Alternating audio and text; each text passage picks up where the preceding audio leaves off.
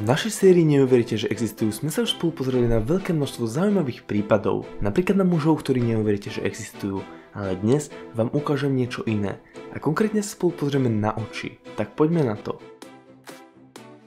Najskôr mi dovolte malú otázku na začiatok. Čo robíte vy s vašimi očami? Pravdepodobne väčšina z vás s nimi dokáže iba pozerať, ale to určite nie je prípad muža z Ázie, ktorý dokáže svojimi očami fajčiť cigarety. Áno, presne tak. Počujete a vidíte dobre.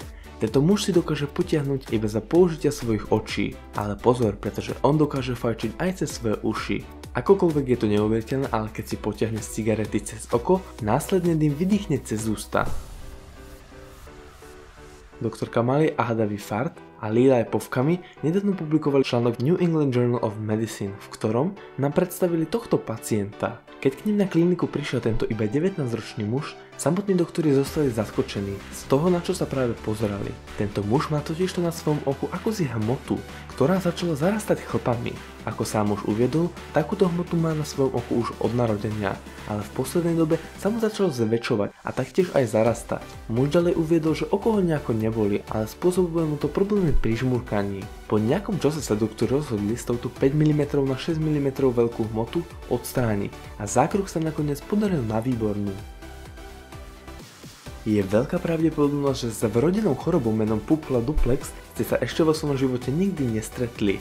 A tak mi ju dovolte v krátkosti predstaviť. Táto choroba by mala spôsobovať, že sa človek narodí akoby s dvomi očami v jednom. Taktiež ostáva legenda, že práve týmto ochorením mal trpieť aj čínsky minister v roku 995 nášho letopočtu. Tento príbeh sa taktiež objavil aj v populárnej seriáli Believe It or Not. Billy Owen bol úspešný mechanik s milujúcou manželkou a 6-mesačným synom, avšak záhadné problémy s dutinami zmenili jeho život už navždy. Dňa 13. februára 2009 mu doktor zdelil smutnú správu.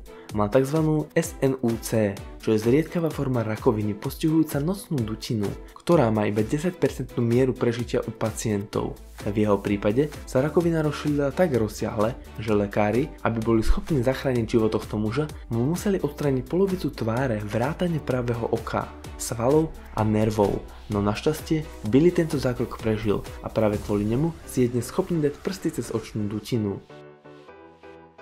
A keďže sme toto video začali otázkou, čo dokážete vy s vašimi očami, pravdepodobne by nikto z vás nedokázal to, čo tento muž. Ilker Yilmaz, ktorému sa podarilo pokoriť svetový rekord a dnes je jeho nový rekord taktiež zaznamenaný v Guinnessovej knihe rekordov. A o čo vôbec išlo? Jednoducho 31.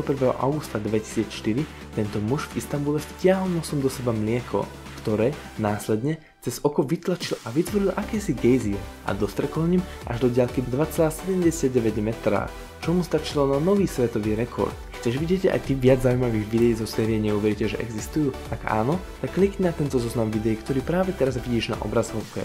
Ja sa už na vás budem tešiť opäť zajtra pri ďalšom zaujímavom top 5 videu. Prajem vám pekný zvyšok dňa, váš Otomo.